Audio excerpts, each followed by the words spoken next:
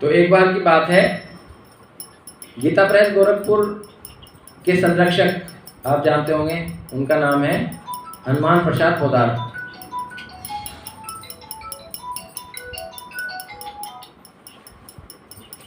नाम सुना आपने हनुमान प्रसाद पोदार जी का? हनुमान प्रसाद पोदार जी, तो ये ऐसे भक्त हुए हैं भगवान के कि इनके साथ साक्षात भगवान जो है ऐसे बात करते थे जैसे ये दोनों बच्चे आपस में बात कर रहे हैं। जिस भी देवी देवता को जाते थे वहां प्रकट हो जाता था उनके पास। गोरखपुर में गीता वाटिका एक जगह है, वहां पे इंद्र को चाहते थे तो इंद्र आ जाता था, ब्रह्मा जी को चाहते थे तो ब्रह्मा जी आ जाते थे, नारद जी को चाहते थे नारद जी आ जाते थे, देवी को चाहते थे देवी आ जाती थी। और भगवान तो असंख्य बार में वहीं रहते थे उनके पास में, गोपाल रूप में, छोटे से कन्हैया के रूप में वहां रहते थे। तो इतने बड़े भक्त हुए हैं कि भगवान साक्षात उनसे बातें करते थे, सारी प्रेरणा दिया करते थे भगवान उन्हें। तो एक बार वो बॉम्बे में, जब शुरू का टाइम था, तो वहाँ वो जॉब किया करते थे बॉम्बे में, मुंबई में। तो वहाँ जो है जूहू चौपाटी पे थोड़ी शांत जगह में वो जप किया करते थे। तो जप किया करते थे तो एक जो है प्रेत वहाँ पे उनका जप सुना करता था। वो प्रेत जो है जप सुना करता था और वो सुनते सुनते जो है उसके अंदर एनर्जी आनी शुरू हो गई, वो प्रकट हो गया। मैंने बताया ना, कोई मतलब साधु पुरुष के जो सद्गुण है उसे एक्सेप्ट करके जो प्रेत है वो अपना मतलब उसके अंदर जो है कुछ करने की हिम्मत आ जाती है, मतलब शक्ति आ जाती है। तो वो किसके सामने प्रकट हो गया? उनके सामने प्रकट हो गया, हनुमान प्रसाद पोदार जी के सामने। अब प्रकट होके कहने लगा कि ये महाराज, आपके जप के कारण जो है मैं आपको देख पा रहा हूँ और मैं प्रेत बन गया हूँ। मैं एक पारसी धर्म में मेरा जन्म हुआ था और मैं जो है भगवत गीता का पाठ करता था, पर मैंने भगवत गीता को मतलब माना नहीं, मतलब उनके आधार पे अपना जीवन व्यतीत नहीं करा। तो मेरे जो धर्म है उसके अकॉर्डिंग मेरा पिंडदान भी नहीं हुआ, तो जिस कारण जो है मैं प्रेत बन गया। मेरे पुत्र जो है उन्होंने मेरा कुछ करा नहीं, और जबकि मैं भगवत गीता पढ़ता था, मुझे यदि उसके अकॉर्डिंग मैं कुछ करता, इन्हें बच्चों को समझाता, तो आज मेरा पिंडदान होता और मेरी मुक्ति हो जाती, मुझे प्रेत ना बनना पड़ता। तो फिर उन्होंने कहा अच्छा तो तुम मुझे अपना एड्रेस बताओ। तो हनुमान प्रसाद जी को उन्होंने वो बताया अपना एड्रेस। तो वहाँ पे उसी एड्रेस पे बताए हुए एड्रेस पे गए। वहाँ पे श्रीमद् भगवत गीता भी उनकी रखी हुई थी, जो उन्हें पढ़ते थे, वो पारसी समुदाय का आदमी। तो वहाँ जाके उसने कहा कि भाई ऐसे ऐसे तुम्हारे अपने उनके बच्चों का, उस प्रेत के बच्चों को हनुमान प्रसाद पोदार जी ने कि भाई आपका जो पिता है वो प्रेत योनि में चला गया है और आप यदि उसका उद्धार करना चाहते हैं तो उसका पिंडदान तर्पण आदि करा दो, नहीं तो फिर वो कुछ नहीं, अपना ऐसी प्रेत योनि नहीं रहेगा। तो उसने आदमी ने, बच्चे ने, क्योंकि वो पारसी धर्म से था और वो हिंदू धर्म की बात बता रहा था, तो उन्होंने उसको रिजेक्ट कर दिया कि ना, मैं नहीं करता ये काम, मेरे धर्म में तो है नहीं। तो वो दोबारा वापस आके वहाँ पे फिर तो अगले दिन बैठे, तो उसका पिता वो जो प्रेत था वो दोबारा आया। तो उसने कहा हनुमान प्रसाद पोदार जी, मैं गया था वहाँ पे पर आपके पुत्र ने तो मना कर दिया। तो वो उनसे रिक्वेस्ट करने लगा हनुमान प्रसाद पोदार जी कि आप कृपा करके मेरा उद्धार करिए, कि आप ही मेरा पिंडदान करवा दो किसी पंडित के माध्यम से। तो फिर हनुमान प्रसाद पोदार ने जो है उस व्यक्ति का पिंडदान, किसी को पैसे दे के पंडित को वो पिंडदान कराया और फिर उसके अकॉर्डिंग उसका जो है क्या हुआ, उद्धार हुआ। फिर वो पितृ बन गया, प्रेत से पितृ बन गया। तो ऐसे ही जो है ये जो कौन था, धुंधकारी था, ये क्या किस योनि में है? प्रेत योनि में है और बड़ा तड़प रहा है, बहुत गंदे काम कर रखे थे। और जो प्रेत की आयु होती है, जैसे मनुष्य की आयु तो 100 साल होती है, परंतु प्रेत की आयु का आज तक जो है कोई भी वो नहीं बताया गया, कोई मतलब उसकी लिमिट नहीं है। वो 1 करोड़ साल है या 1000 साल है या 500 वर्ष है, ऐसा आज तक कोई भी जो है कोई निश्चित अनुमान नहीं, कोई शास्त्रों में बताया नहीं गया कि भाई प्रेत की आयु इतनी होती है। प्रेत की आयु को आज तक किसी ने डिस्क्राइब ही नहीं किया। जैसे ब्रह्मा जी की आयु डिस्क्राइब है ना, ब्रह्मा जी की आयु जो है 100 साल है, परंतु एक दिन कितना है ब्रह्मा जी का? 1000 चतुर्युग जब घूम जाते हैं तो एक दिन होता है। और ऐसे ही 1000 घूम जाते हैं, चतुर्युग तो रात होती है। तो ऐसे जो प्रेत की आयु है उसका डिस्क्रिप्शन नहीं है, शास्त्रों में लिखा ही नहीं गया कि कितनी वर्ष की आयु है प्रेत की। करोड़ों करोड़ों साल जो है उसे अपने इस योनि में रहना पड़ता है। तो इस कारण से जो धुंधकारी था वो बड़ा परेशान था।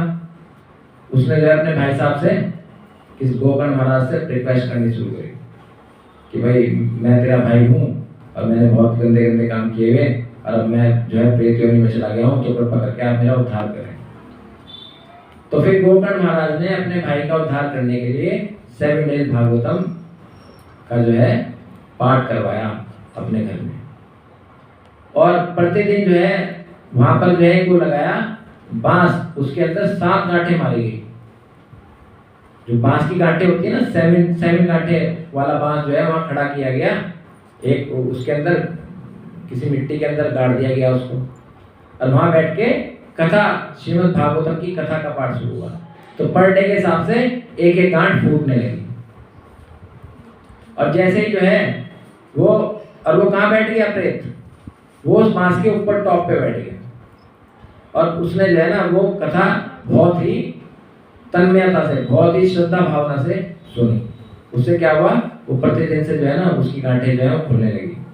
अब खुलते खुलते खुलते खुलते खुलते जो 7 गांठें होती है ना, ये 7 गांठें खुलते ही क्या हुआ, भगवान का पुष्पक विमान वहां आ गया और वो उसे, किसको, धुंधकारी को अपने साथ ले गए। तो अब गोकर्ण महाराज वहां रह गए, उसका तो उद्धार हो गया। गोकर्ण महाराज ने फिर दोबारा से अगले कुछ टाइम बाद फिर कथा कराई। तो फिर गोकर्ण महाराज और जिन्होंने सुनी वो सारे के सारे भगवान के धाम सहशरीर चले गए। तो इस माध्यम से जो है उन्होंने श्रीमद् भागवतम की जो है वो वहां पर स्थापना की। तो ये प्रताप है भगवान के नाम लेने का, कि बड़े से बड़ा जो खतरनाक से खतरनाक कर्म करने वाला जो कर्मी है उसका भी उद्धार कौन कर देता है, ये श्रीमद् भागवतम कथा कर देती है। तो हमें इसके जो है ना बहुत ही तन्मयता से, बहुत श्रद्धा भावना से इसका पाठ करना चाहिए।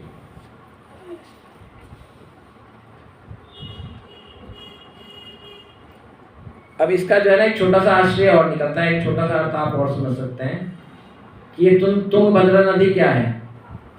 ये एक अति पवित्र एक स्थान है। जैसे हमारा शरीर तो क्या है, क्षेत्र है ना, इसमें क्षेत्रज्ञ, इसमें कौन रहता है, क्षेत्र में क्षेत्रज्ञ रहता है, आत्मा रहती है, आत्मा कारण तो शरीर चलता है।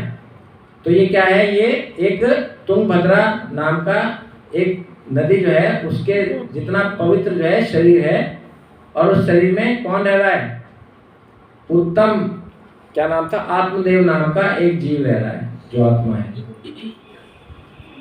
और उसके जो कर्म कैसे हैं, वो ध्रुव महाराज के कुलेट कर्म है कि वो अच्छे कर्म कर रहा है, और अच्छे कर्म करने के बाद उसकी क्या गति होगी, उसे भगवान का धाम मिलेगा। तो ये आप इस चीज से समझ सकते हैं कि भाई ये तुंगभद्रा नदी, उत्तम देव जी, ठीक है, फिर गोकर्ण जी, फिर उसका धुंधकारी जो है उसका उद्धार हुआ।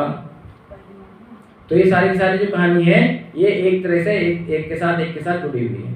अब धुंधली कौन है, धुंधली मतलब बुद्धि, हमारी जो बुद्धि है वो धुंधली है। यदि अच्छी बुद्धि होगी, सात्विक बुद्धि होगी तो क्या मिलेगा हमें, भगवान का धाम मिलेगा। और यदि हमारी बुद्धि खराब होगी, गंदी बुद्धि होगी, धुंधली जैसी, तो फिर हमें क्या मिलेगा, नरक मिलेगा। अब वो जो ऐसे में मरी धुंधली, तो वो क्या बनी, वो भी तो प्रेत ही बनी होगी, वो भी तो प्रेत ही बनी होगी। तो इसलिए हमें अपनी बुद्धि को क्या रखना है, सात्विक रखना है।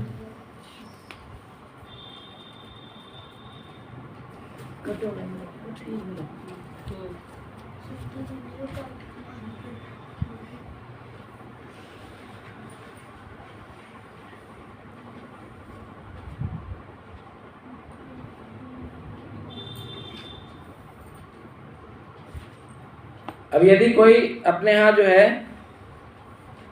अब जैसे कई कई परिवारों में मैरिज होती है, अब मैरिज होने के बाद क्या, अब कोई स्त्री पुरुष मैरिज कर रहे हैं तो उसका प्रोडक्ट तो आएगा ही, बच्चा तो आएगा ही। तो परंतु यदि कोई महात्मा अपने घर लाना है यदि कोई महात्मा संतान अपने घर लानी है तो उसके लिए भी क्या बताया गया है, उसमें भागवतम में कुछ नियम बताए गए। यदि अपने यहाँ कोई जो है बहुत ही सद्बुद्धि वाला कोई पुत्र या पुत्री का जन्म करना चाहता है तो उसे जब से वो गर्भ धारण करे और जब तक उसकी डिलीवरी हो तब कुछ नियम बताए गए हैं। तो इन नियमों का यदि कोई पालन करे तो उसके यहाँ महात्मा ही उत्पन्न होता है। अब वो क्या नियम है? सत्यम शौचम दया दानम एक भुक्त्या तु भोजनम वर्षावु स्त्रिया कार्यम तेन पूर्तो न निर्मलः। सबसे पहले सत्य। यदि वो स्त्री जो गर्भवती है तो पहले दिन से ही वो क्या करे, ये प्रण ले ले कि मैं पूरे के पूरे साल जब तक मेरा पुत्र या पुत्री ना जन्म ले ले मैं सत्य वचन ही बोलूंगी। सत्य वचन का व्रत धारण कर ले कि मैं किसी भी कंडीशन में असत्य भाषण नहीं करूंगी। ठीक है। दूसरा शौचम। शौचम मतलब शुद्धता। वो अपनी सोच का, अपनी मतलब अपने शरीर की स्वच्छता का इतना ख्याल रखे। आइए प्रभु, हरे कृष्ण। बच्चों जगह दे दो जरा।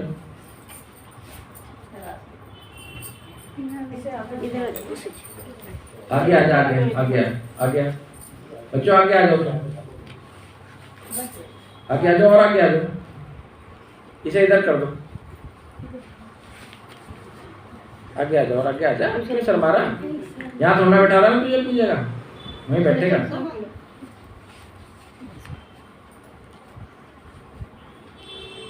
तो क्या क्या कह रहे हैं? यदि कोई स्त्री जो है गर्भवती स्त्री एक संकल्प कर ले कि मैं पूरे साल जब तक पुत्र या पुत्री का जन्म ना हो मैं सत्य वचन ही बोलूंगी। ठीक है, पहला नियम ये व्रत ले ले कि मैं सत्य वचन बोलूंगी पूरे के पूरे साल, किसी भी कंडीशन में मैं झूठ नहीं बोलूंगी, असत्य भाषण नहीं करूंगी। दूसरा शौचम। शौचम मतलब मैं जो है अपने शरीर का स्वच्छता का बहुत ख्याल रखूंगा, पवित्रता की बहुत ख्याल रखूंगी। मैं कभी भी गंदी नहीं रहूंगी, मैं प्रतिदिन स्नान करूंगी, प्रतिदिन स्वच्छ कपड़े पहनूंगी। मतलब ये इस तरह का विशेष ख्याल उसे रखना चाहिए। दया, उसे जो है ना हर एक पे ये भाव रखना पड़ेगा कि मैं हर एक पे दया करूंगा।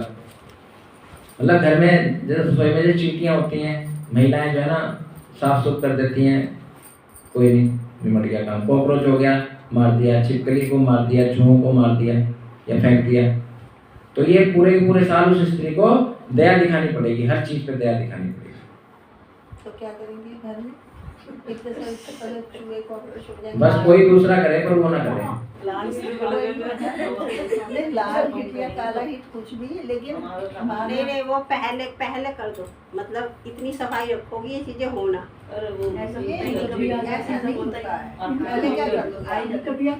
मैं कह रही हूँ रेगुलर मारते रहो ना, जब रेगुलर मारते रहेंगे तो वो कम आएंगे। मतलब यदि आपको एक काम करना है तो वो जो गर्भवती स्त्री है वो ना करे काम, वो कोई और करे, उसके जिम्मे ना डाला जाएगी। क्योंकि हाँ गोडाउन में तो आते ही हैं, जालियां एकदम नीचे। क्योंकि जो जीवात्मा है ना कभी ना कभी वो जैसी जीवात्मा हमारे अंदर है उतनी ऐसे अंदर ही जो है छोटा छोटा जीव जो है उसके अंदर भी उतना ही सूक्ष्म जीवात्मा है। तो ब्रह्महत्या का पाप लगता है यदि आप किसी जीव को मारते हैं। तो कोई गर्भवती स्त्री है तो उसे इन चीजों से बचना चाहिए, उसे ये काम नहीं करना चाहिए। मच्छर मारने पड़े,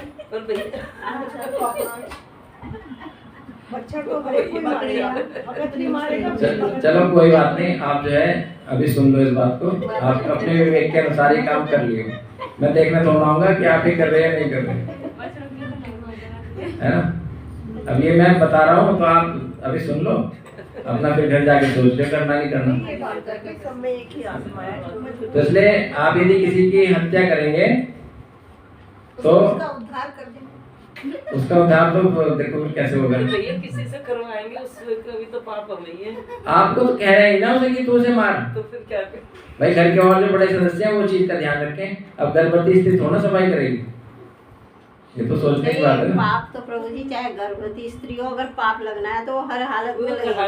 कहने वाले जीवात्मा उसके अंदर भी है ना, वो तो उसको नहीं लगेगा, बच्चे को नहीं लगेगा कोई पाप, लेकिन जो गर्भवती स्त्री है उसको, अगर वो करेगी उसको लगेगा, और कोई व्यक्ति करेगा उसको भी लगेगा। हाँ, वो तो- सेम है सबके लिए। वही तो करना ही है ना।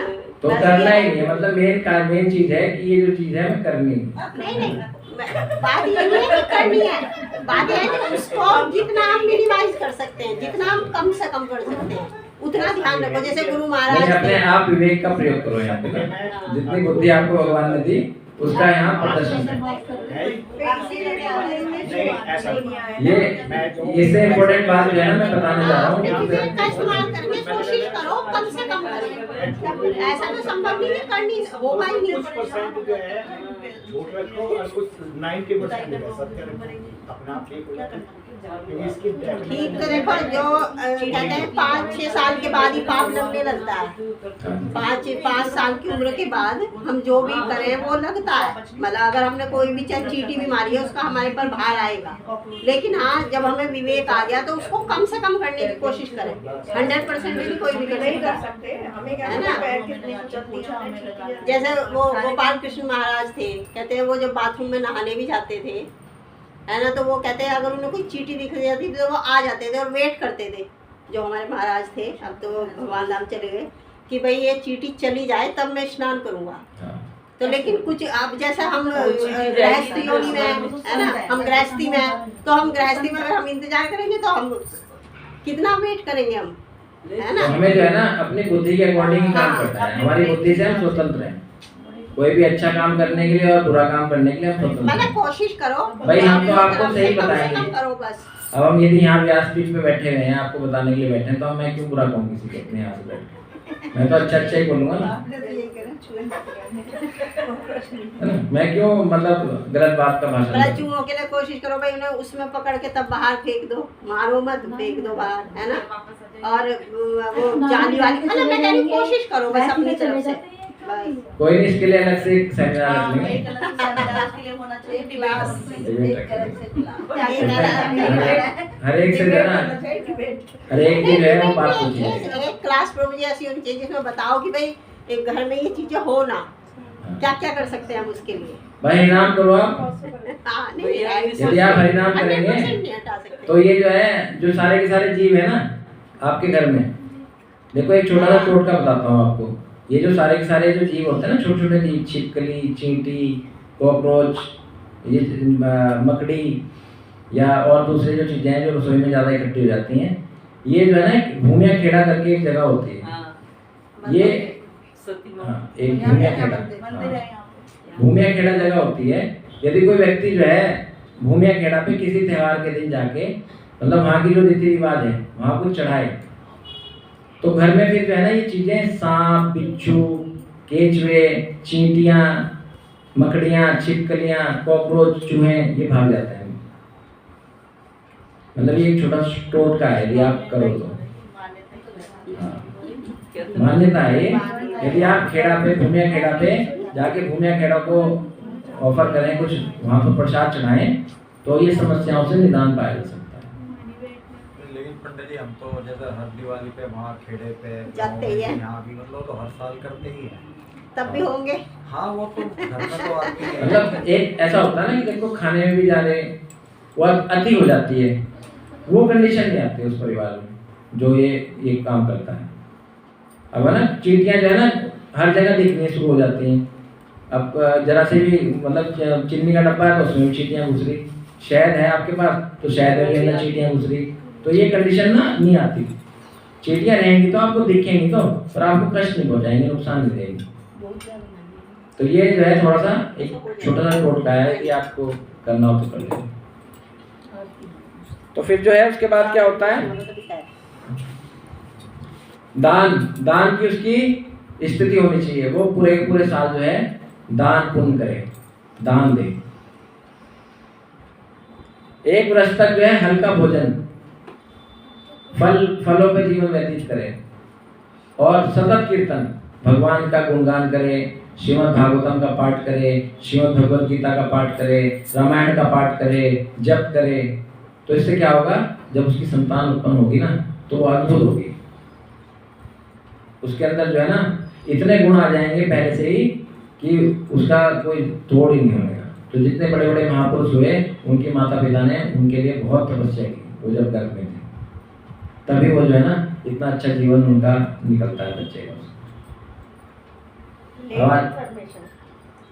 लेट इन्फॉर्मेशन इन्फॉर्मेशन लेट नहीं होती माता जी। आप अपना सारी उनके बारे में अब यदि आज आपको ये चीज पता लग गई, सारी जिंदगी तो बात लिए सुना ही नहीं। अब सपोज आपके पास पारसमणि आपको आज इस एज में मिल जाए तो क्या आप उसका प्रयोग नहीं करोगी? बताओ, पारसमणि पत्थर मिल जाए आज आपको तो आप ये कहोगे भाई लेट हो गया, अब तो मेरा टाइम निकल गया, अब क्या जरूरत है मुझे छोड़ने की, अब तो मैं तो छुपा के रख लूंगी, चल काम आएगा किसी और के। तो आप जो है ना इमीडिएट इफेक्ट से सबसे पहले एक्सपेरिमेंट अपने आप में शुरू कर दोगी। तो आज आपको ये बात पता लग गई तो आपके जितने भी नियर डियर शुभचिंतक हैं उन तक ये ट्रांसफर कर दो। भाई एक माता पता नहीं कितनी जगह अपना ये ब्रॉडकास्ट करेगी और कितने अच्छे अच्छे साधु पुरुष जो है इस पृथ्वी को उत्पन्न होंगे। इतना तो कर सकती हो, भले ही आप ना कर पाई पर कोई करेगा, दूसरे तो कर लेंगे आपके उससे माध्यम से। और ऐसा कौन कह सकता है कि आपका पुत्र महात्मा नहीं है? ये तो आपको थोड़ा पता है। आजकल तो कलयुग है, राक्षसी पैदा हो रहे हैं। फिर तो मैं कुछ कह लड़के नहीं तो सकता। भागे दूसरे शादी नहीं कर रहे।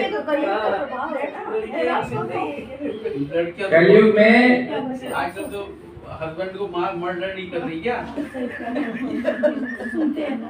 कलयुग में जो भगवान का नाम लेता है ना उसके यहाँ साधु पुरुष ही आते हैं। आप करके तो देखो, कलयुग पे भक्तों को प्रभाव नहीं पड़ता, कलयुग में कलयुगी जीवों को प्रभाव पड़ता है। जो सत्कर्म करते हैं, जो साधु पुरुष होते हैं, जो भगवान का नाम लेते हैं, उन पे कोई इफेक्ट नहीं पड़ता कलयुग का। वो कलयुग में भी सतयुग जैसा जीवन ही व्यतीत करते हैं। अब आप जो है, अब आप सुबह उठ के जो है भगवान का जप करते हो तो ये कौन से युग के काम है? कौन से युग के काम है? सतयुग के हैं। भगवान को भोग लगा खाते हैं आप लोग, तो ये कौन से युग के काम है? कलयुग के काम थोड़ा है, ये तो सतयुग के काम है। और आप कलयुग में रह के कर रहे हैं। तो आपको यदि एटमॉस्फेयर ऐसा मिल गया है कि आप जो है कलयुग में भी सतयुग के दर्शन कर रहे हैं, तो फिर ये क्या किस चीज का हुआ है? ये भगवान के तो नाम का प्रभाव है। तो इसलिए जो है ना, यदि आपको इस कलयुग में सतयुग के दर्शन करने हैं तो भगवान का कीर्तन शुरू कर दो, ठीक है? चलिए, बहुत बहुत धन्यवाद आपका।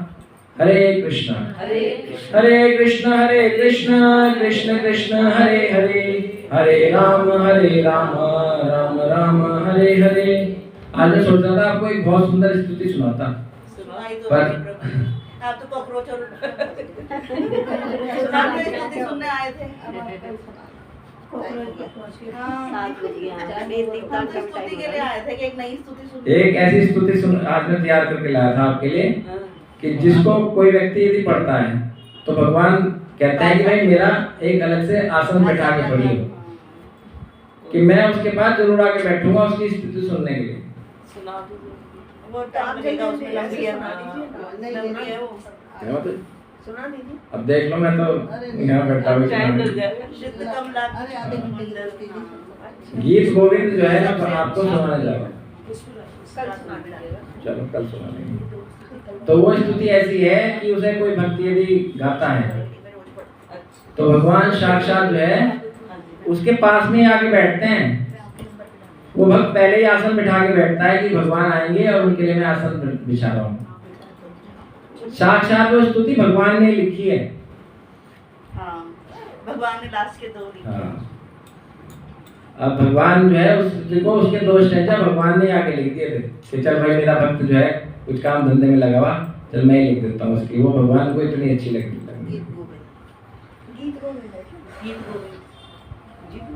जयदेव जयदेव ठाकुर जी ने जो है। जयदेव ठाकुर। जयदेव ठाकुर। हाँ हाँ, हम से निकल जाए। यूट्यूब पे निकल। हाँ हाँ, वो यूट्यूब पे। तो कल को जो है सब पढ़ के आइएगा आप लोग, है ना, जिससे कि यहाँ लिख के गाने भी में लाएंगे। लिख के भी लिया, जिससे आपको जो है बोलने में बहुत आनंद प्राप्त हो। सिद्ध कमला, नीच गोविंद, जय गुरु। जय गुरु। पहले आरती करोगे कि दामोदर अष्टकम? पहले आरती करेंगे, आरती ना, फिर नरसिंह आरती, फिर वो।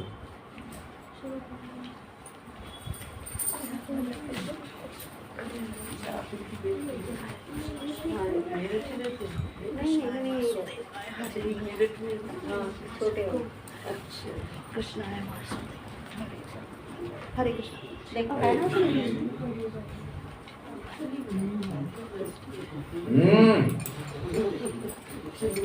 दंत शिदंता गुणन भवंता।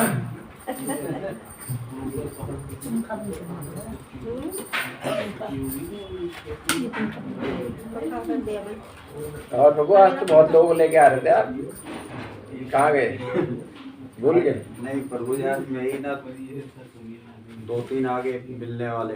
अच्छा उधर से सोनीपत से 1-2 राजस्थान में, संडे में उनको टाइम मिलेगा। इस चक्कर में सब गड़बड़ हो कोई बात नहीं। हाँ ये नहीं। जो आएगा उसका भला, जो नहीं आएगा उसका भी भला। अब लगा देंगे, कोई बात नहीं। कल आप आरती कर लो ना। यशोमती नंदन ब्रजबर नागर गोकुल रंजन काला। यशोमती नंदन ब्रजबर नागर गोकुल रंजन काला। यशोमती नंदन ब्रजबर नागर गोकुल रंजन कानन। गोपी परण धन मदन मनोहर। गोपी परण धन मदन मनोहर। कालिय दमन विधान। कालिय दमन विधान। अमल हरिला अमेय विलासा। अमल हरिला अमीय विलासा। विपिन पुरंदर नवीन नगर वर। विपिन पुरंदर नवीन नगर वर। वंशी वदन सुहासा। वंशी वदन सुहासा। ब्रज जन पालन सुर कुल नासन। ब्रज जन पालन सुर कुल नासन। नंद गोधन रखवाला। नंद गोधन रखवाला। गोविंद माधव नवनीत भास्कर। गोविंद माधव नवनीत भास्कर। सुंदर नंद गोपाला। सुंदर नंद गोपाला। यशोमती नंदन ब्रजवर नागर गोकुल रंजन कानन। यशोमती नंदन ब्रजवर नागर गोकुल रंजन कानन। यमुना तट चर गोपी वतन हर। यमुना तट चर गोपी वतन हर। रास रसिका कृपा माया। रास रसिका कृपा माया। श्री राधा वल्लभ वृंदावन नटवर भक्ति विनोदाश्रया। श्री राधा वल्लभ वृंदावन नटवर भक्ति विनोदाश्रया। यशोमती नंदन ब्रजवर नागर गोकुल रंजन कानन। गोपी परण मदन मनोहर। कालिय दमन विधान। यशोमती नंदन ब्रजवर नागर गोकुल रंजन कानन। गोपी परण मदन मनोहर। कालिय दमन विधान। राम नरसिंहाय नमस्ते नरसिंहाय प्रभात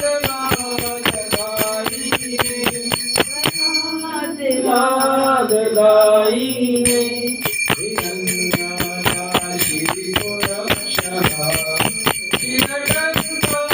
चिरकल्पसकलाय हितो नरसिंहा परतो नरसिंहा ततो यस्वयामि ततो नरसिंहा बधिर नरसिंहा हृदये नरसिंहा नरसिंहमणिं शरणं प्रपदे नरसिंहमणिं शरणं प्रपदे